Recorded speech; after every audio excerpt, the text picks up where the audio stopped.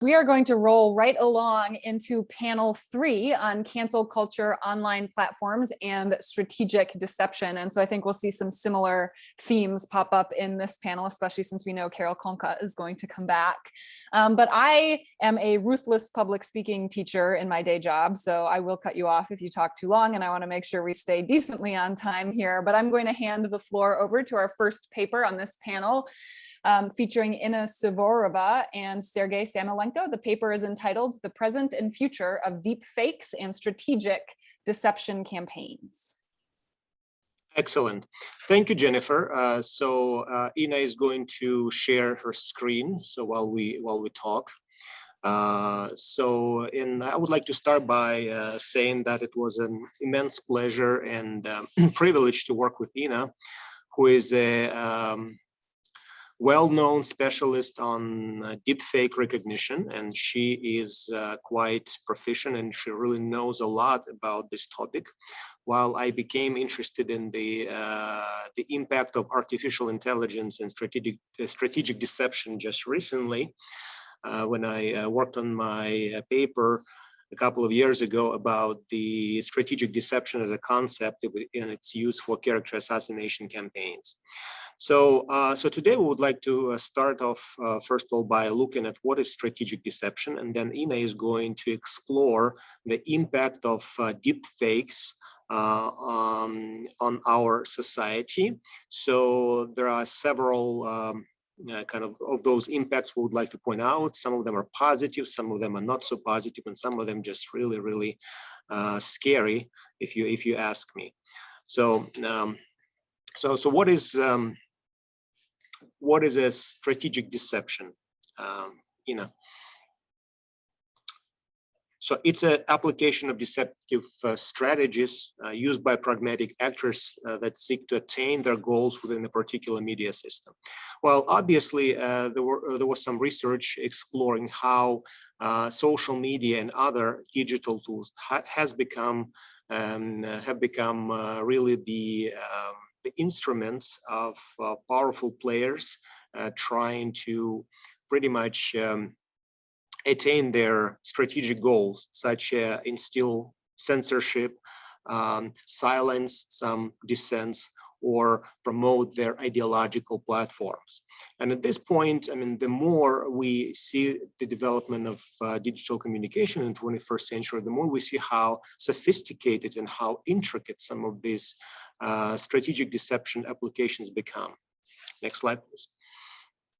So one of the most popular applications of the use of online tools was spreading misinformation. And obviously 2019 and 2020 were really the years of Russiagate and some other scandals of how misinformation can be spread by agents with malicious intent and strategic players from other countries that can interfere in other countries' elections, and how some of those campaigns could be used for information warfare, propaganda purposes, and so on and so forth. And obviously, when we think about those digital tools, we can only imagine what opportunities they represent for people designing character assassination campaigns. Obviously, they could be used to discredit political opponents, spread rumors, and pretty much take over ideological agenda and shape minds of people in other countries. So the next slide will be basically about the application some of these tools, and namely deepfakes. So I will let Inna explain what deepfakes are, how they used, and where they came from. Hi everybody, I'm happy to join you today, and I want to discuss the question of usage of deepfake technology and deepfake phenomenon. I will explain why I use different terms in modern campaigns on strategic deception and character assassination. First, I want to start with almost shocking information that more than 90% of deepfakes ever made and downloaded to the internet is actually pornography. the tip of the iceberg. Yeah, it's pornography, and it's targeted mostly on the women. Reality of our days. And the tip of the iceberg is movies, advertisement, fraud, prank, and of course, strategic disinformation. I will discuss 3 cases. I would like to say more than sets of cases about usage of deepfake technology. Then I move to the usage of deepfake technology for movie industry, film industry. You will understand why. And then I will discuss the controversy of deepfake detection. So I want to start from the deepfake case with Nancy Pelosi. It's a classical compromising campaigns. I think you all already know them, leaking videos, leaked photos, but with a deepfake tweak. Before that, you needed to, I don't know, install hidden camera, bribe somebody to share with you some video, film something, and then share. With deepfake, you don't need to film. You can just create whatever you want. So Nancy, as I understand, she's not in a good terms with Donald Trump, who shared the deepfake video with her on his Twitter. The real video is an interview on CBS. The altered video was shared by Facebook, Twitter, and altered deepfake shows Nancy as drunk, delusional, ill, confused. So actually it triggers quite understandable patterns of gender ageism and showed her as a weak and capable politician.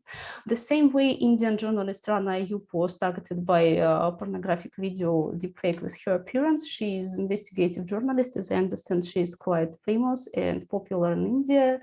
The obvious way to cancel unmarried Muslim female is to publish a video of pornographic content, and it was paralleled with severe harassment campaign over other social media like WhatsApp, Twitter, Facebook.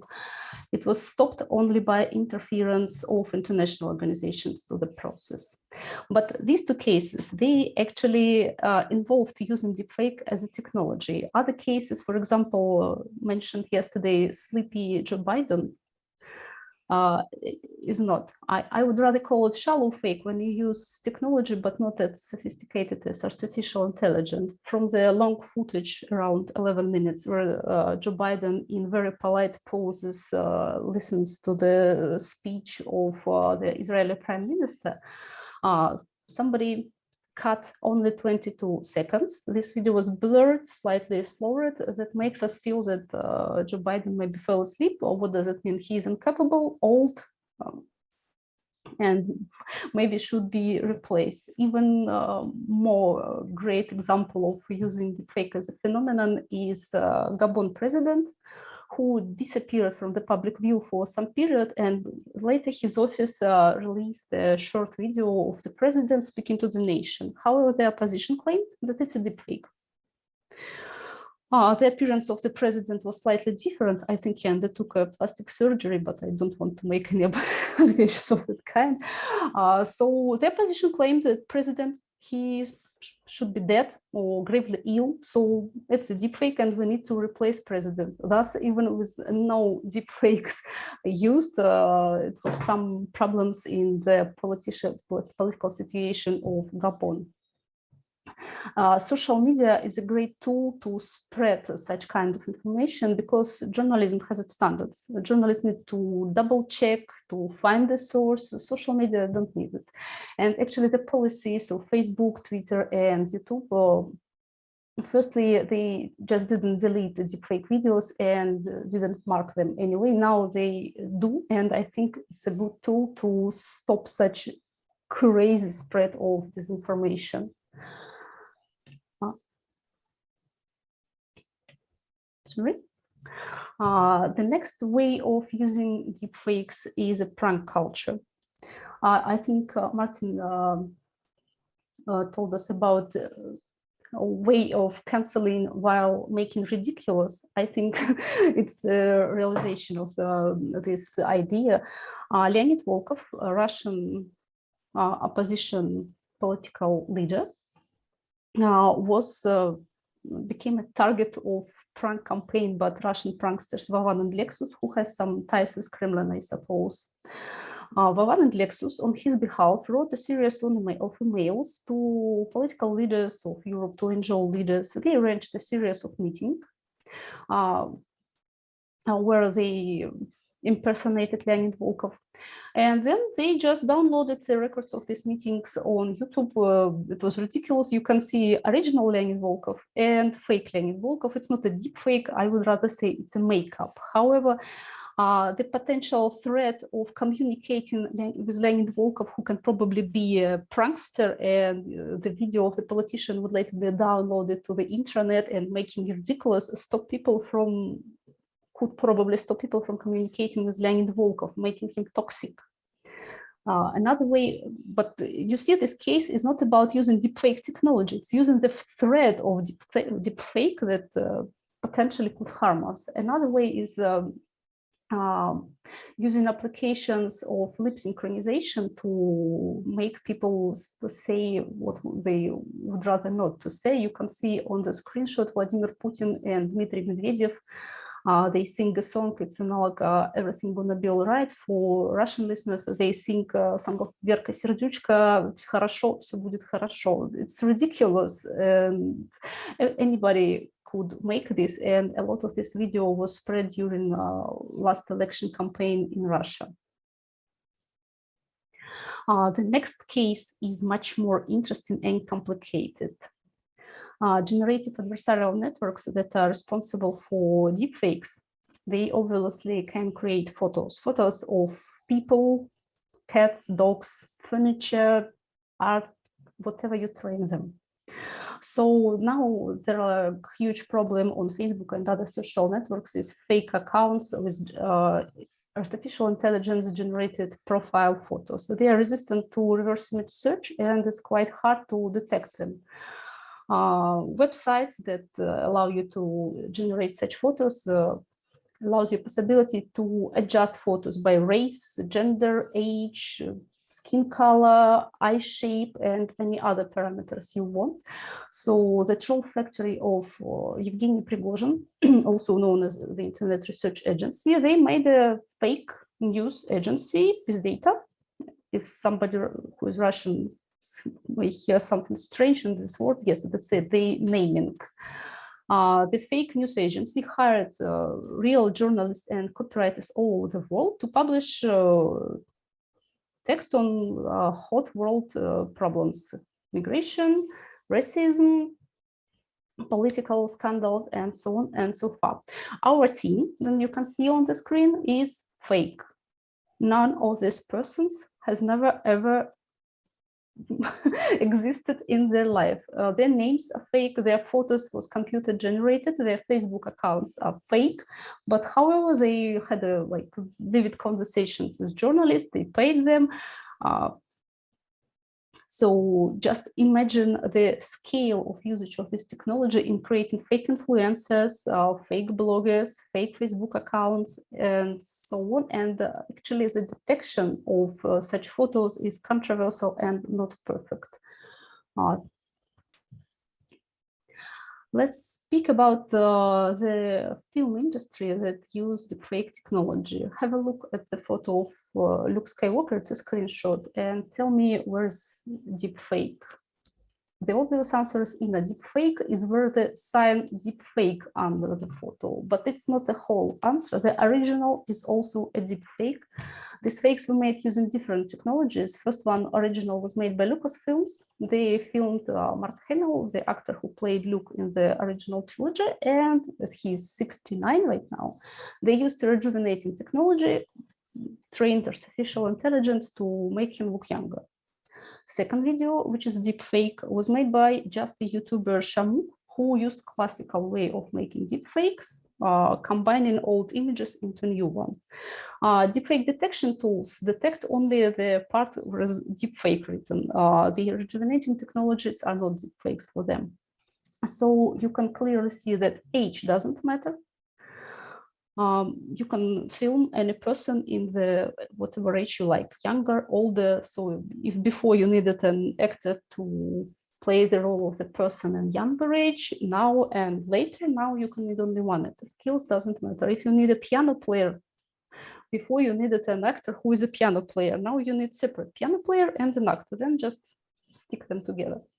Language doesn't matter.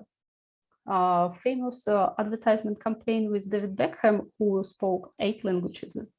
Actually, he speaks only English, but now you can use lip sync and voice generating technology to generate speech authentic with full lip synchronization in any language you want. Of course, it's like solves the problem of translating films into other languages, maybe into not the popular languages. However, you can imagine how people can use it while strategic deception campaigns.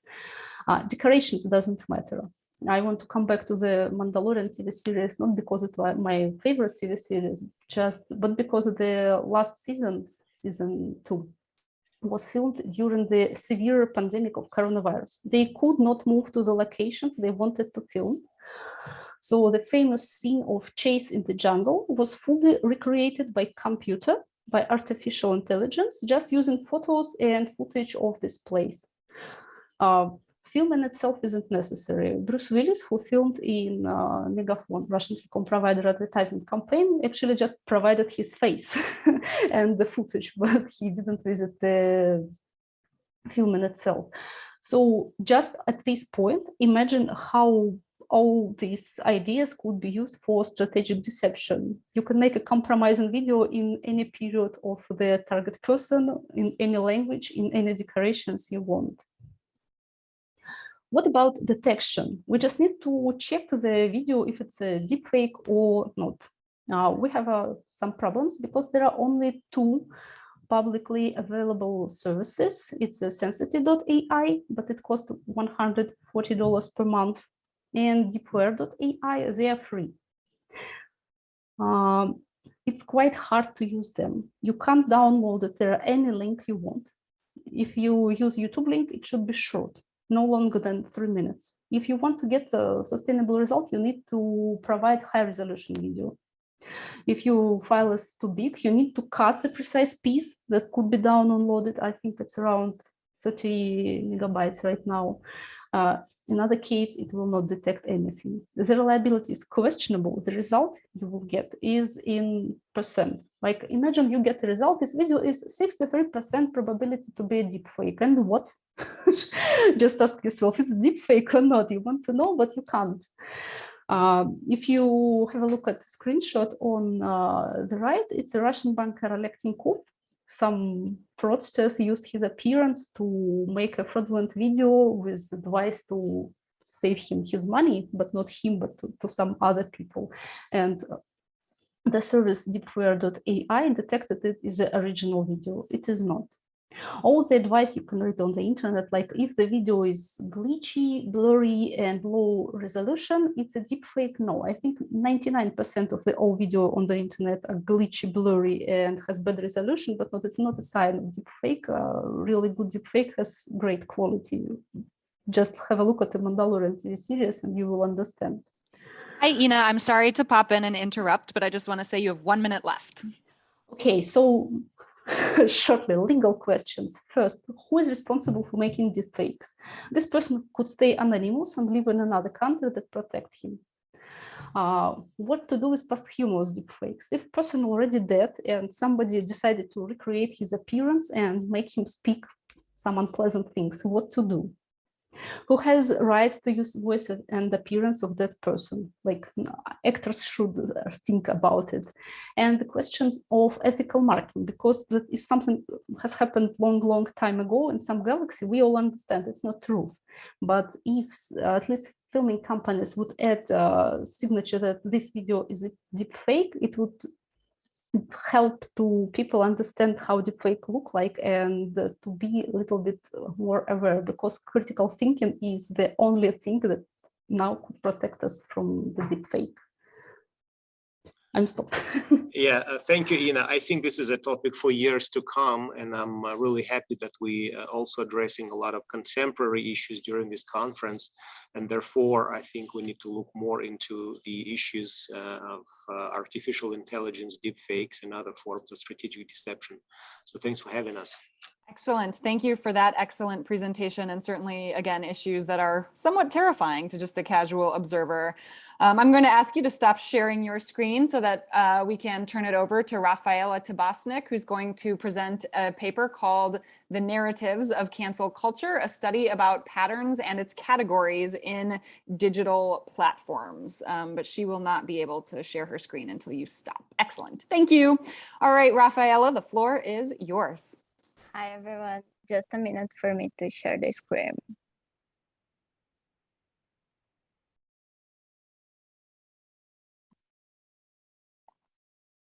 Is it working? Okay. Yep, we can see it, thanks. So I'm a master's student at Unisinos in Brazil, and like Jennifer said, I will talk about the narratives of cancel culture, and I study about patterns and its categories in digital platforms.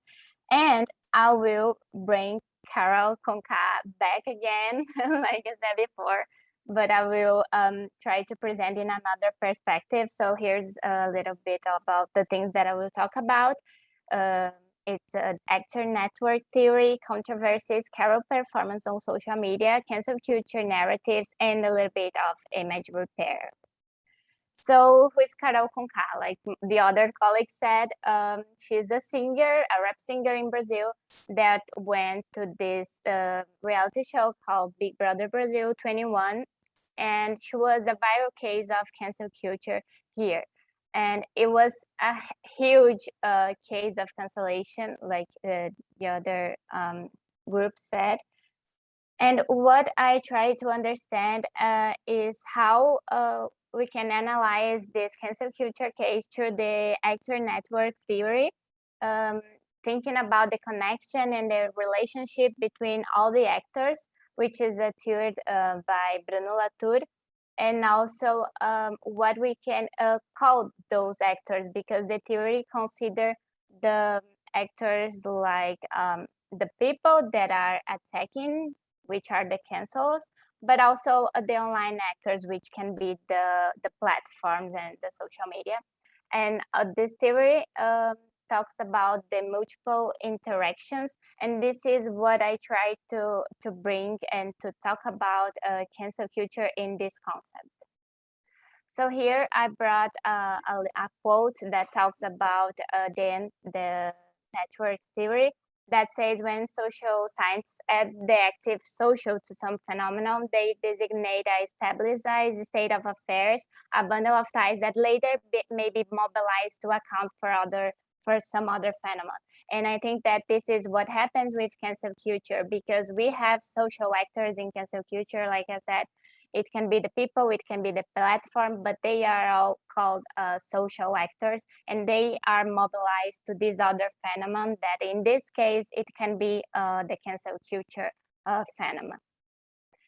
So the digital platforms, they are really important for the cancel culture because they amplify all the controversies in social media, because we also have the algorithms, which also gives attention to things that are like in a hot topic.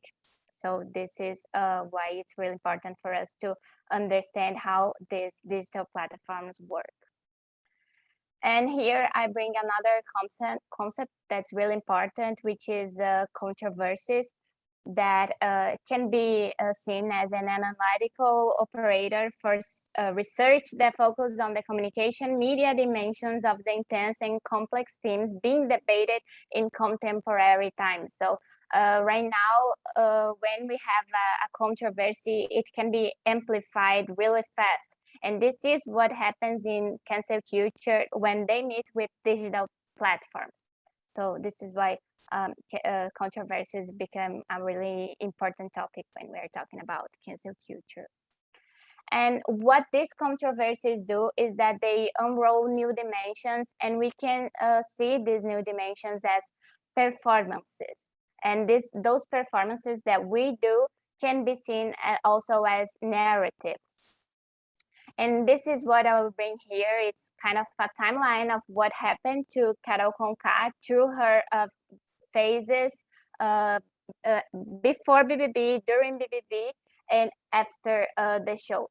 So I see the narratives under constructions through the lenses of the actor network theory. So here I brought the first thing that happened to Carol was the announcement that she was going to be on the show. So basically this screenshot says that she would be on the show and that she was really excited to be on the show. And this is the first thing which starts her narratives. And then we had Carol's rejection that started, like the other group said. They explained what she did to have those kind of rejections. And here I brought a screenshot with the first account, which is a rejection account for her that had more followers than her official account. So this shows how rejected she was, which is really interesting because this is a really big hate. Here we can see her and her team's announcement on Twitter, which was the first announcement after she was receiving a lot of hate. So they had a thread on Twitter saying about cancel culture and that we need to be aware that we have feelings of hate and love, and that we live in a real world, and that the hate is something evident, and we can receive attack. So this was kind of the first announcement, because she doesn't have internet connection, because when the participants are inside Big Brother Brazil, they have no contact with the outside world. So who manage their social media is her team. So we call here administrator for the accounts. So here I have the audience point of views, which can be seen in Carol Conká's rejection when she left the show. And for these rejections, we have the people that voted for her to leave. So her rejection was so huge, like you saw before that the other group showed you. And this was the administration had to deal with this whole hate, doing some strategic and tactics, that what I'm going to show you right now too. So here is her first announcement after she left the program, which talks about that her team would be receiving her with the open arms, and that the other next few days would be about reflection, comprehensions, and that Big Brother Brazil is a difficult game, which is not easy, and that Carol would be trying to be a better person on her other days. So here is the first thing that she released after leaving the program, which is her documentary that's called Laughter After the Fall. So she had a partnership with Rede Globo, which is the main responsible for the program, the Big Brother Brazil. So here she talks about how she felt during the show, how was her life before the show, and then really emphasize that she was a rap singer, but she still is a rap singer. And here is Carol's first comeback tweet. The other ones were from her team, but here is her tweet when she's saying that she would take care of herself. And the documentary was an opportunity for her that shows us that we have to remember that we are much more complex than what the reality show is capable of showing off. So this tweet came after her social media break, but because she took a social media break before after she left the program. And here she released her new single as an artist, because she was an artist and she still is, but people forgot about her artist side. So she took an advantage to release her new single in Big Brother Brazil final show. So it was really strategic for her to be seen again as an artist and not as the participant of the show that was received a lot of hate.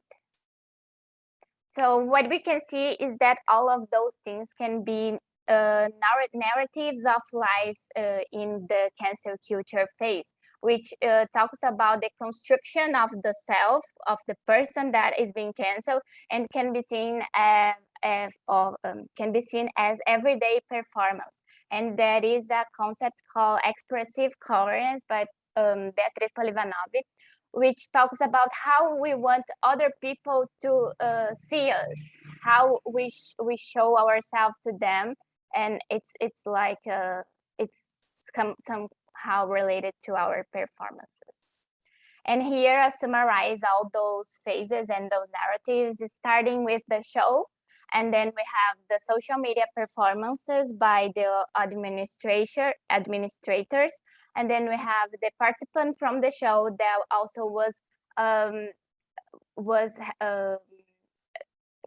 being part of this hate that Carol suffered because she was a bad person inside the show. And then we had the reactions from the public on social media, and then we also have the reactions from the brands that started to cancel contracts,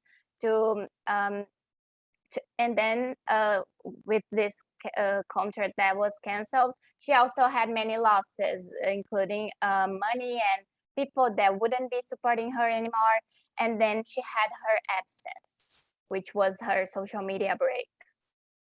And then here I brought a concept that about narratives, which can be seen as function more complex and more common to everyday performance, related to the construction of sociability, the confirmation of experience in public standard of acceptance, and the construction of a sense of who we are and the world around us. So it's basically the whole thing about narratives in cancel culture.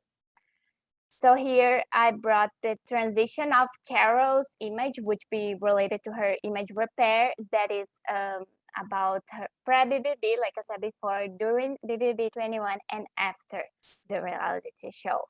And her image repair also we start with her Instagram content, because everything related to Big Brother Brazil was deleted in her Instagram content. And I struggled with this because when I went to screenshot the post, I couldn't find it anymore. So I had to go on Twitter to have this kind of content. But first of all, I wanted it from Instagram, but there wasn't anymore. And this is because they wanted to bring her image as a singer back and not as a participant of the show. So she also released an EGTV series talking about mental health, which is Keeping Up with Mental Health, where she brought some other people to join her in these videos.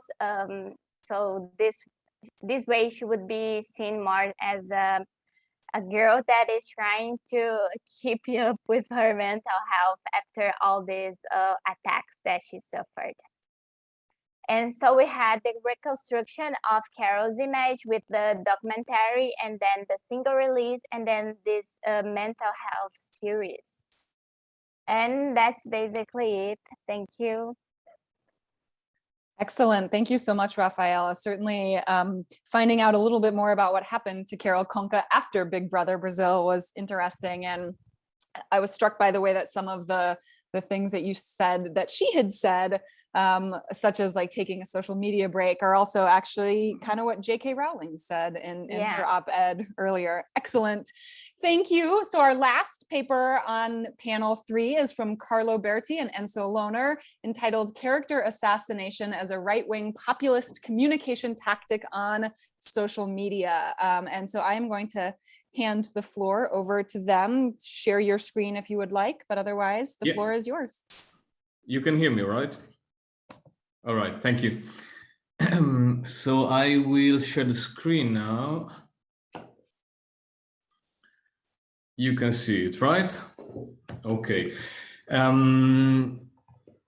So thank you, and just a brief premise about our presentation. So we are presenting here a paper that we recently published on New Media and Society, and therefore we thought that it would be interesting not just to present, to repeat what's in the paper, but to try to explain to you why we got so interested in the use of character assassination by Matteo Salvini. Now, I don't know how many of you are familiar with Italian politics and this particular person, so we'll try to introduce him a bit, and then we'll try to explain you why we thought it was so interesting.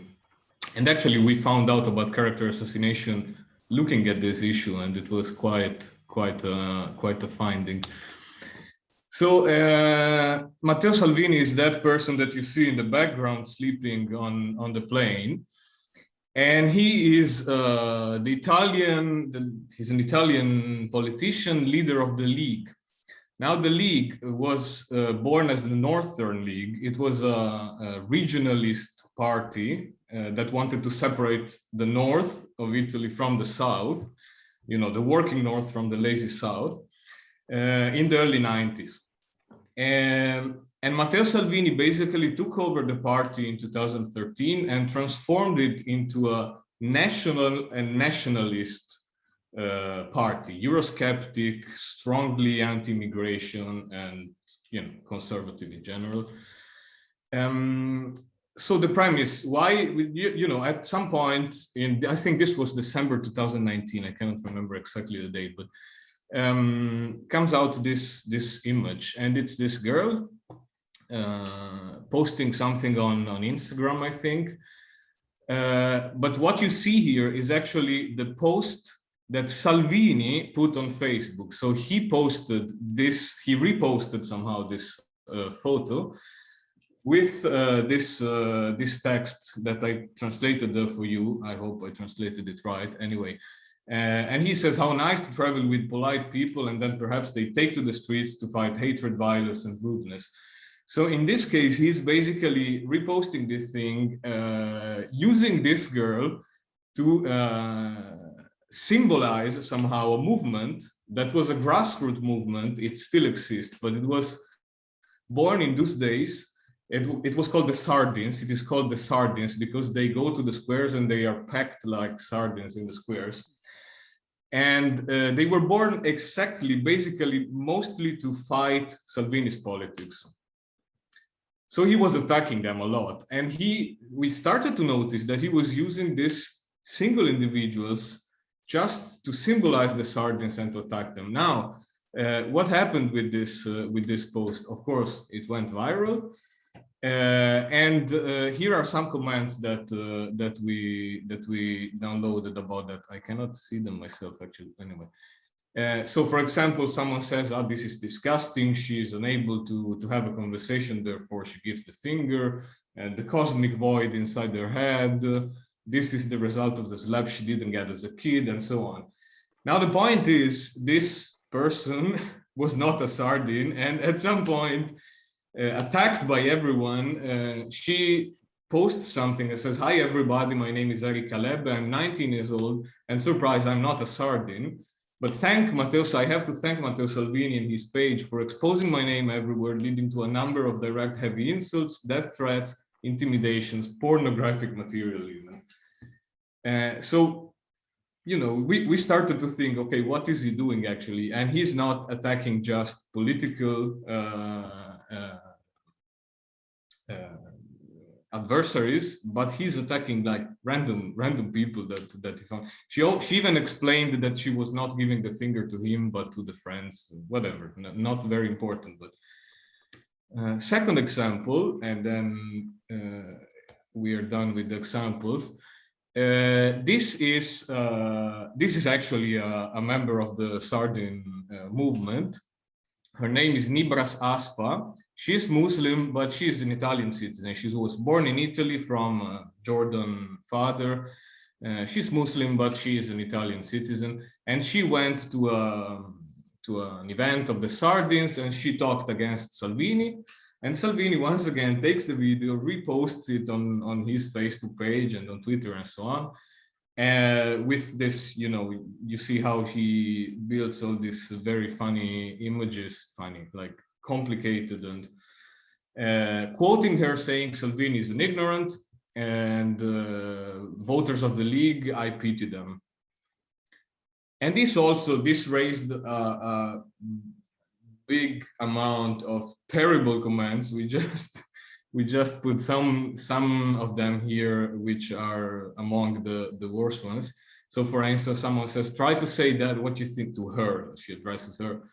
Try to say what you think in your country, which by the way would be Italy.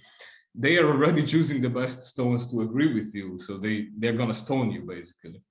Or why does she not take that lice-ridden rag off her head, talking about her veil? Or Salvini, forgive her. Unfortunately, her ignorance is due to the rag she wears.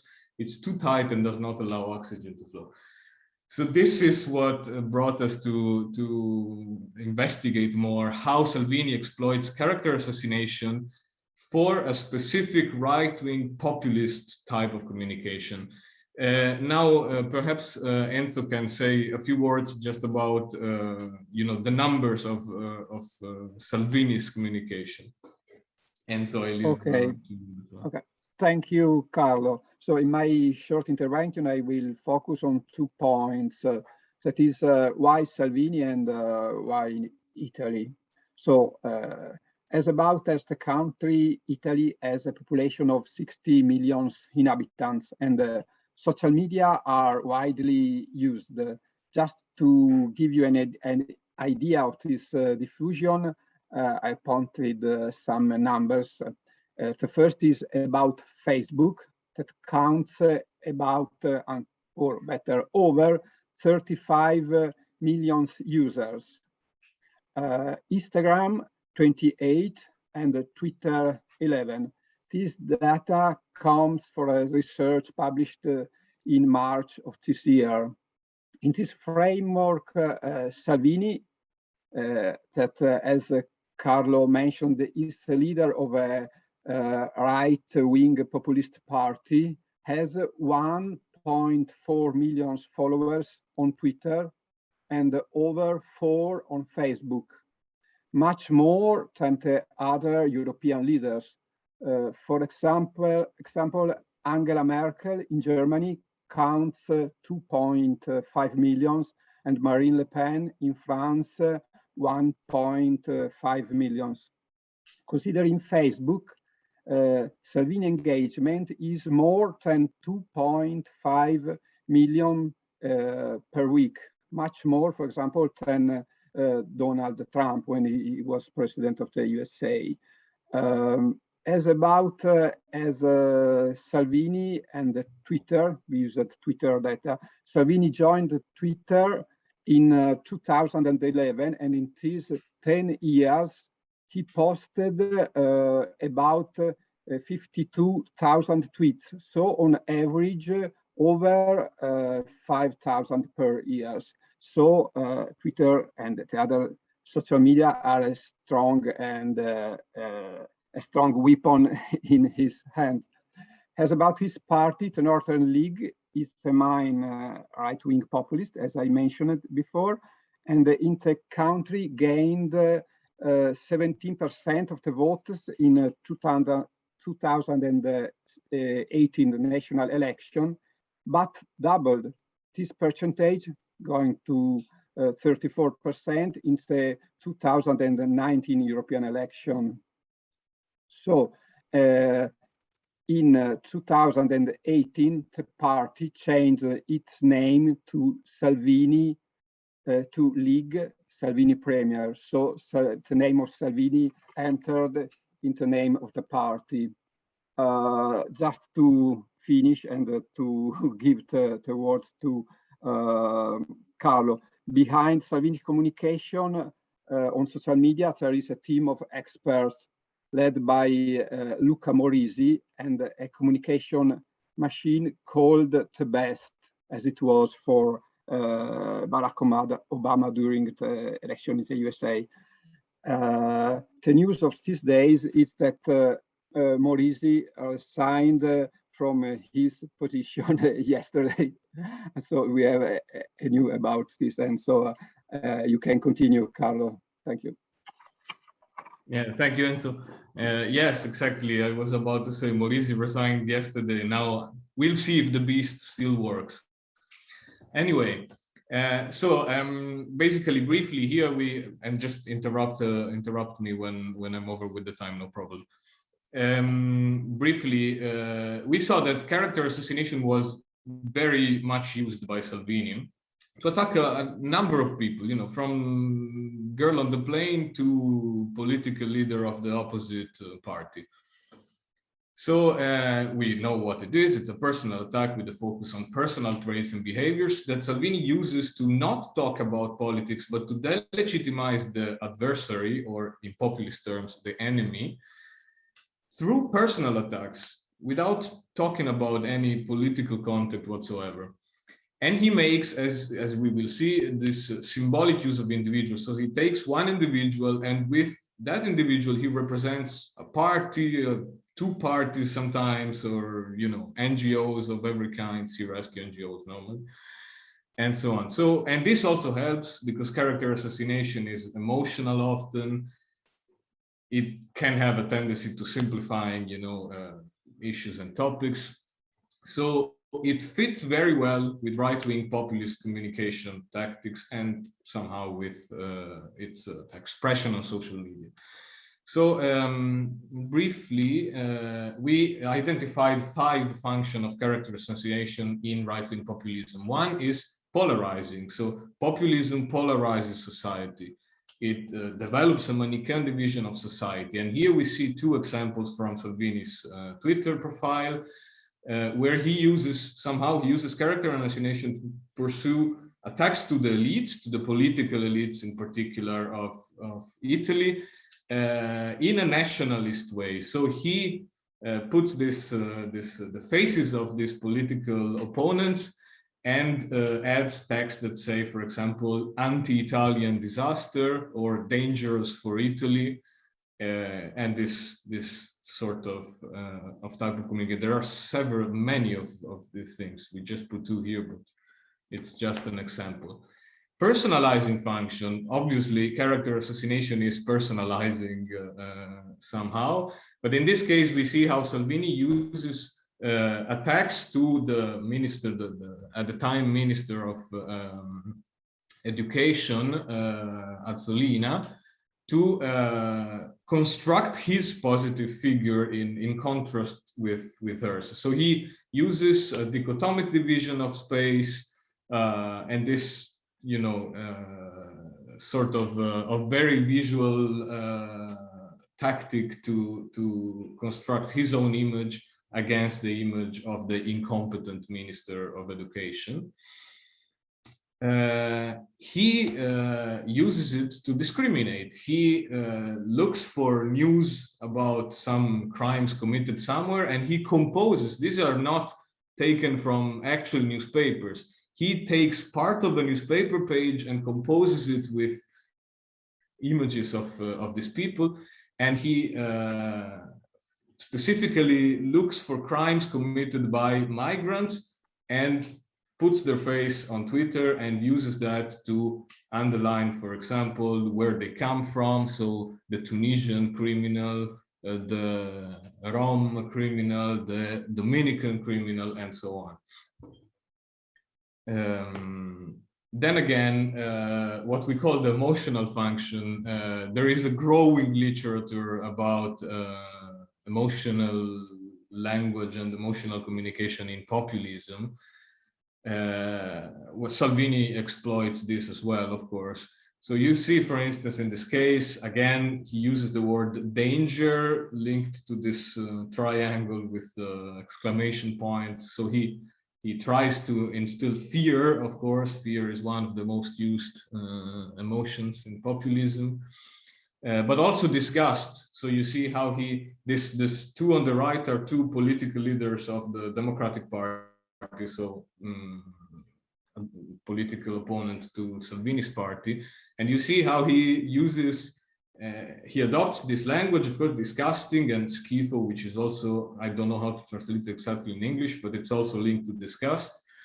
And he also puts this the face of De Luca, the first one, who's angry and somehow looks disgusted himself, and instead leader of the Democratic Party, Nicola Zingaretti, who's cleaning his head from sweat with, you know, I don't know where he found that image, but he looks for them and uses them very well. And he makes them, he constructs them that they kind of look like a newspaper article, but this is not true. Finally, what I think is the most important function, the symbolic function. So he uses, you see here, for example, the most interesting example is the one on the right, where you see Carola Rackete. He hates her. He attacked her for years. She was the captain of a ship that brought to Italy a number of migrants, and she basically, when he was Minister of the Interior, so she basically refused to stop before entering Italy, and she just entered and came to a port. Since then, he uses her a lot to attack sea rescue NGOs, to attack everyone who's not in favor of migration, but somehow who doesn't hate migrants. And in this case, we are over a year after the event, but he still uses her to represent all sea rescue NGOs. And in this case, you see the symbols of the two main opposing parties to Salvini, so the Five Star Movement and the Democratic Party. And similarly, in the other examples, you see that every face is associated to the symbol of the party and used, like, for example, in the first one, there's written shameful, pitiful in the second, and ricoveratelo is like enter him in a hospital, in a mental hospital, because he's crazy. That's the subtext, of course. So just to conclude, we see that this function, each of them reinforces elements of right-wing populism in general and right-wing populism specifically. So the polarizing function reinforces anti-elitism and, in Salvini's case, nationalism. The personalizing function helps to build the figure of the charismatic leader and this Manichaean narrative of good versus evil. The symbolic function, again, homogenizes group, so it makes groups homogeneous without differences. One person represents them all. Discriminatory function in right-wing populism is self-explanatory somehow. And the emotional function, of course, reinforces the aggressive tones that are typical of right-wing populism and a number of negative emotions that Salvini exploits a lot. So that's all. Thank you. Excellent. Thank you so much. That presentation would have been amazingly expertly perfect for the 2019 Conference on Populism, but certainly still has a lot of important things that we can learn. And it's always nice to get some international perspectives as well. I want to ask one question that was posed in the chat, and then I'm going to ask y'all to raise your hands or post other questions in the chat now that I've managed, using my ruthless public speaking teacher tactics, to catch us back up on time. We have 15 minutes for Q&A, which is great. But so the first question is for Inna and Sergei about the deep fakes. And it was about, you know, do they tend to get taken down from the internet, particularly because someone, and I apologize, I can't remember who had asked this question, noted that your screenshots were coming from the Wayback Machine, as opposed to from what is actually still existing on the internet today. So do they tend to get taken down, or is there some type of, you know, other enforcement and sort of shaming for creation of them? Well, I will let Inna, as a technical guru, handle that question, but from what I know, they usually taken back when they accomplish their strategic purpose. And correct me if I'm wrong, Inna. Yeah, that's absolutely true. Just because the screenshot I posted for my presentation, it's actually the website of the agency. It was destroyed because of the fake nature of the agency itself. Social networks, they try to mark the fake videos. That's a little bit strange. So you completely 100% sure that this video is a deep fake, and you market it like it's a deep fake. That's maybe not true. Okay. However, the specific of the social networks work is like a splash for the first, I don't know, hours, days, and then after that they get a marking that it's a deep fake, but everybody already have seen this video. What should they do? Like, I've unseen this video. It's so truthful and so nice. Platforms, they try to develop some policies on regulating deepfake. YouTube deletes them. Instagram marks them as fakes. So if you want to have a look, they write like it's a fake. If you want still to just have a look, press the button. As I told, then more than 90% is pornography. So Pornhub, they have policy to delete deepfakes. However, how can they detect deepfakes? But if they find it, they will delete. Other more popular pornographic websites, they does not have policies to delete deepfakes. So it's controversial, and it's around the process of detecting deepfake before deleting. Yes, two very challenging things, both figuring out what to do with them and identifying them in the first place. Excellent. Thank you for clearing that up. I want to call your attention to two other conversations that happened in the chat, including the question of, can you be canceled on one platform but not the other? And an interesting question in regards to Instagram versus Twitter, which comes up in the case of Carol Konka. So we can talk more about that if folks would like to, and a conversation about how to classify the 5-Star Party in Italy as populist, but potentially not, but not right-wing. Apparently nothing makes sense in Italian politics. But so now I want to open the floor again, either to type more questions into the chat or raise your hand and I can call on you and you can unmute yourself. All right, Eric, that's not how you raise your hand on Zoom, but I will call on you because I saw you. So Eric, the floor is yours.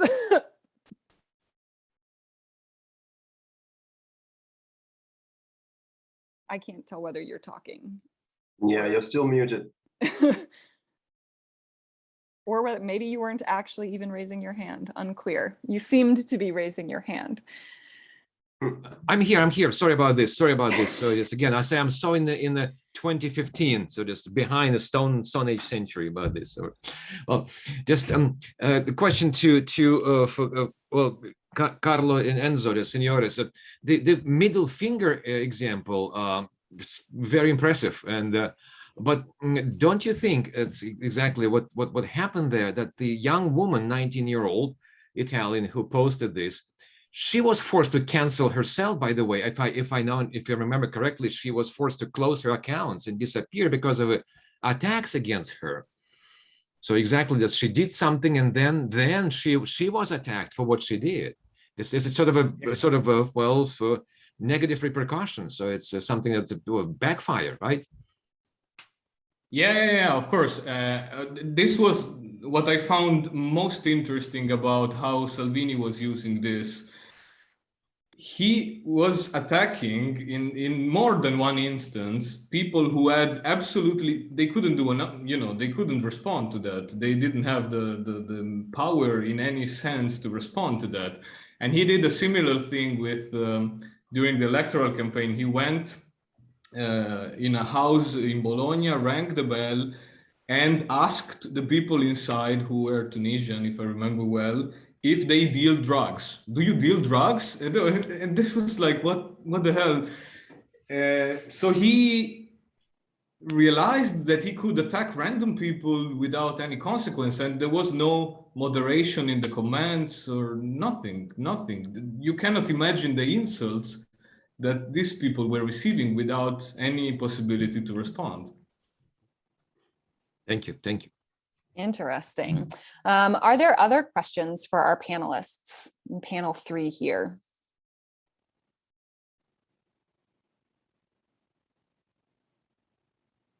One question that I had for Rafaela, since I cannot read the screenshots that you posted, was her team actually using the phrase cancel culture when they were tweeting or posting while she was in the house? Or is there a slightly similar term or a kind of different term that they use? Yeah, they use similar term. They didn't use cancel culture because then they would be amplifying the whole thing that was already the biggest thing here. So yeah, they try to avoid cancel this term, but they were saying other things, and they were trying to go to other paths.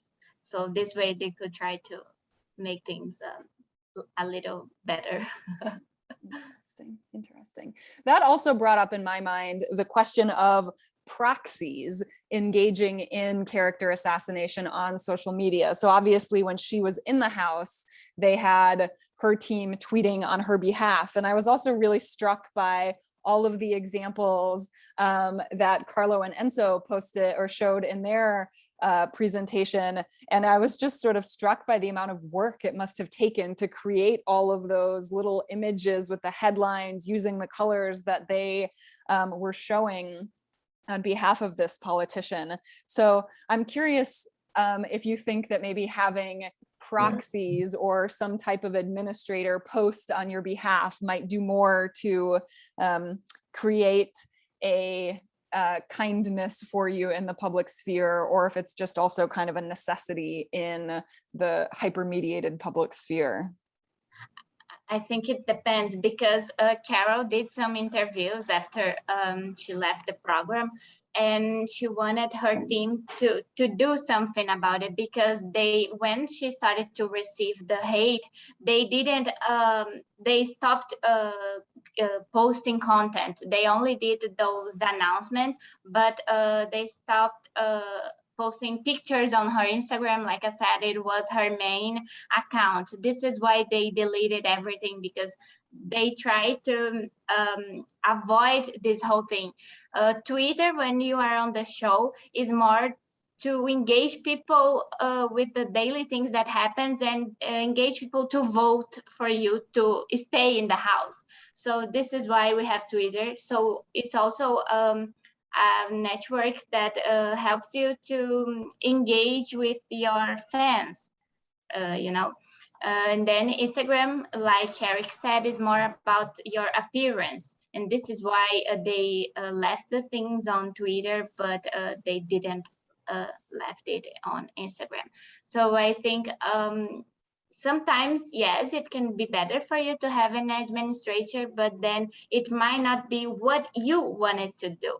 But in this case, they don't have a choice. And sometimes they even have pre-recorded things, which was a Carol case and other participant case, but then she couldn't use the pre-recorded videos and cards that she had, because then she would receive even more hate. So they had to block the comments and everything.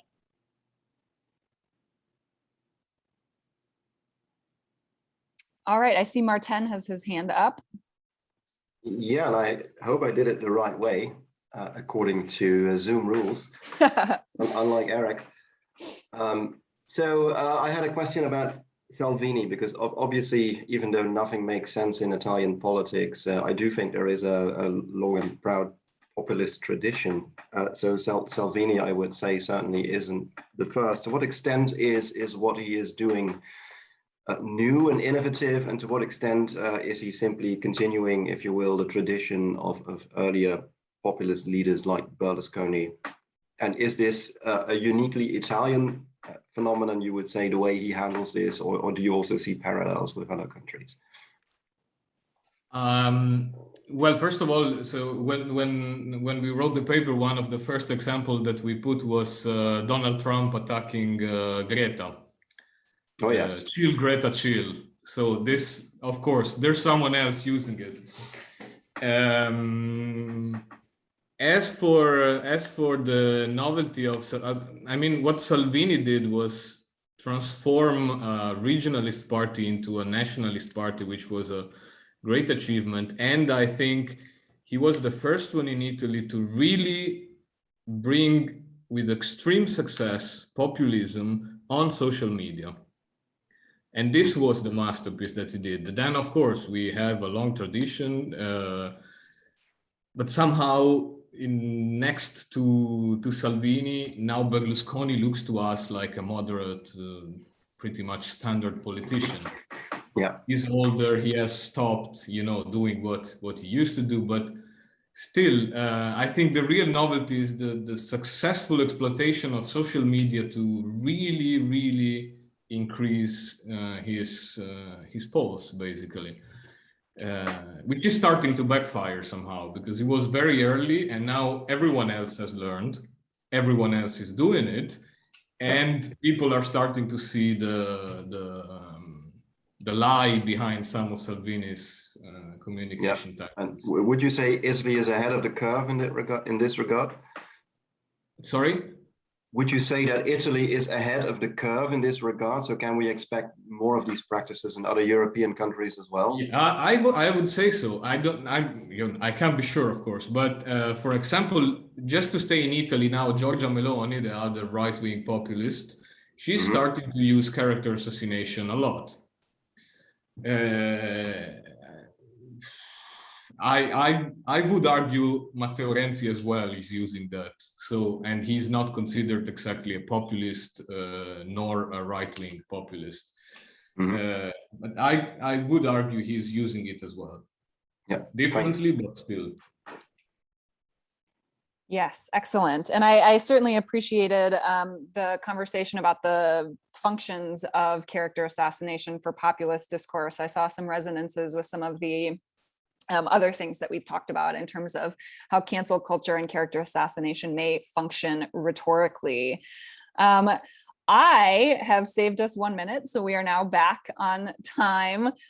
Thank you. Please join me in one more round of applause for the excellent papers on this particular panel, Cancel Culture, Online Platforms, and Strategic Deception. And thank you for carrying on a great conversation in the chat as well. I am going to turn the floor over to Sergei, who, am I right? Yes, who will be the moderator and chair for our fourth panel today.